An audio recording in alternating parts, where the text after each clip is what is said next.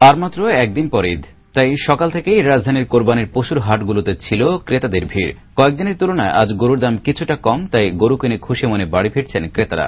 হতাশা নেই বিক্রেতাদের মাঝেও। কমলাপুর পশুর হাট ঘুরে রিপোর্ট করছেন জাহাঙ্গীর আলম।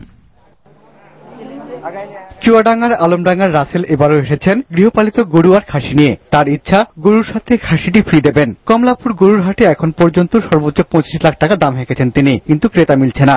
আমার ওই একই নিয়ে যে এই গরুটার সাথে ছাগলটা আমি ফ্রি দেবো। আমার দাম হাঁকাইছে, এটার আমি 25 লাখ দাম দর আল্লাহ দিলে কম বেশি হচ্ছে। তো দেখা যাক, আমি আশা রাখছি আজকের মধ্যে আমি গরুটা বিক্রি করে দিতে পারবো। কুরবানির পশুর দাম নিয়ে খুশি ক্রেতারা। গত কয়েকদিন যারা দামের কারণে পশু কিনতে পারেননি, তারাও কিছুটা কম দামে পশু কিনছেন। দামের কারণে কাউকে খালি হাতে ফিরতে হবে না বলে মনে করেন তারা। আজকে 3 দিন ধরে আসছি, 3 দিনের পর আজকে গরু কিনলাম, কিনা বাড়ি যাচ্ছি। আস্তে আস্তে দাম কমছে বলে মনে হচ্ছে। আশা করছি যে সকলেই এবার ইনশাল্লাহ কোরবানি করতে পারবে।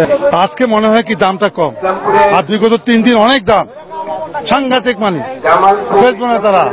এবছর পশুর দাম কিছুটা কম হলেও এ পর্যন্ত বেচা বিক্রি ভালোই বলে জানালেন বিক্রেতারা। বেশি দামের গরুর চেয়ে মাঝারি সাইজের মাঝারি দামের গরুর ক্রেতা তুলনামূলকভাবে বেশি।